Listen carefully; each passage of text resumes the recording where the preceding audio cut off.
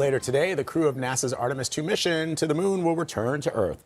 A recovery team from the U.S. Navy is already deployed off the coast of San Diego. They'll be ready to retrieve the Orion capsule and crew when it splashes down just after 5 p.m. Pacific. Let's bring in CBS senior national correspondent Mark Strassmann. He's at the Johnson Space Center and joins us now. Mark, so this is an exciting day. Walk us through what we expect later this afternoon. Yeah, hey, Vlad and Kelly. We're going to have a splashy finale. We're going to see the capsule come through the Earth's atmosphere and end up in the Pacific off the coast of San Diego. It's the classic return to Earth moment that we've all seen before, and it's always fun to watch when the capsule comes through. You see the parachutes open, you see the capsule drop, and then about an hour later, the crew will be extracted from the capsule and brought aboard a Navy ship and heading back to San Diego for a routine medical observation. And then, of course, we all want to hear from the astronauts about their experience again and just tell us what you saw and felt, because so many people felt as though they saw and felt a lot just from the pictures they sent back. Yeah, I think those first words, those are always exciting to hear from folks. So, I mean, obviously, though, something like this is high risk. You know, what are some of the biggest concerns that they're thinking about right now? Always risky, Kelly. You're absolutely right. Always risky this moment. Just consider what's going on here. You got a capsule that's coming into Earth at 24,000 miles an hour. I mean, I'll give you a sense of it. New York to L.A., 6 minutes at that speed.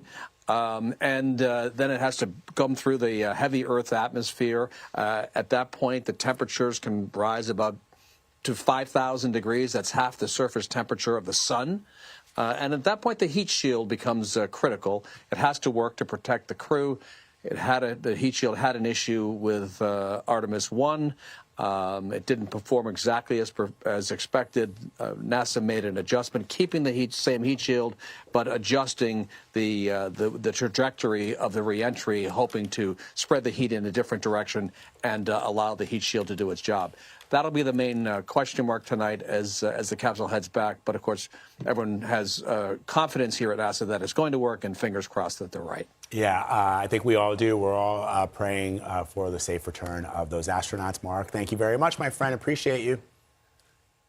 All right, I want to bring in Dr. Jay Buckey. He is a former American astronaut and payload specialist who flew aboard a 1998 space shuttle mission for Neuralab. He was part of 26 space experiments that made discoveries into the human nervous system. That is quite a resume that I just went through, so we're really happy to have you.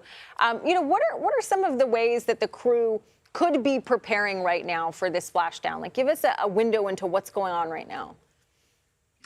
So for us, it was a time to put the suits back on, get everything reconfigured in the spacecraft to get ready for reentry, and then you're pretty much along for the ride, because once you hit the atmosphere, you have to take all that speed that you built up during the launch and get rid of all that, break it so that you can come back to landing on Earth. So they're getting all ready for that, and then when you come back.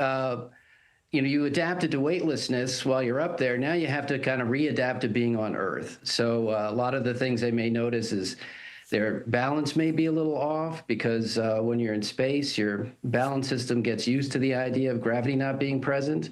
And so when you re-enter, then you're back on Earth with a balance system that's been adapted to weightlessness, and you can be a little unsteady when you walk. You're also at risk for motion sickness. So those are some of the things they have to be ready for after they come back. So, as you know, there will be about a 16-minute re-entry blackout as Orion's heat shield heats up to these high temperatures and re-enters the Earth's atmosphere. What was going through your mind during re-entry? Well, what I remember is that we're getting everything ready and we're getting in the seats and to get ready for reentry. And I'm thinking, hey, well, what if the engine doesn't fire? What if there's a problem? I said, well, there's not really anything I can do about that. So I just put it out of my head and just went back to what we were doing. So the reentry is just going to go the way it goes. And there's not a lot that you can really do about it once it's underway. And I love the the detail that you gave about what it's going to feel like. I'm thinking, like, I already feel heavy enough. And, like, when I get up in the morning, imagine adding that gravity piece of it when you haven't felt it. But from kind of a scientific perspective, what does it actually take to reintegrate into Earth's atmosphere? Yes.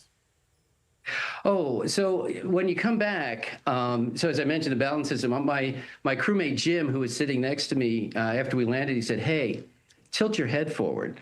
So I did. I tilted my head forward, and I felt like I was tumbling forward because my balance system was now like super sensitive. And so they'll notice that. They'll notice those changes to balance. And also, you know, there's a worry about motion sickness when you go into space. You're going to be at risk for motion sickness again after you come back. And then another thing that can happen is sometimes people can get lightheaded when they stand up after they've been in space for a while. When you're in space, your blood volume shrinks a little bit. It's not a problem when you're in space, but then when you come back and you go to stand up, you can find that your heart is beating a lot faster, your blood pressure might drop a little bit. So those are some of the things that happen to you after you come back. But the thing you notice the most are the changes in the balance system. And that was one of the things we were looking at on the Neurolab flight. That's going to be so interesting. And of course, you were involved in so many experiments. We know that these astronauts are bringing so much data, and this will continue on. Dr. Jay Buckey, thank you so much for your time today. Thank you. Good to be here. And you can stream our special coverage of the splashdown later today. It starts at 7:30 p.m. Eastern right here on CBS News 24/7. Grab your popcorn. I will have mine. It's going to be very cool.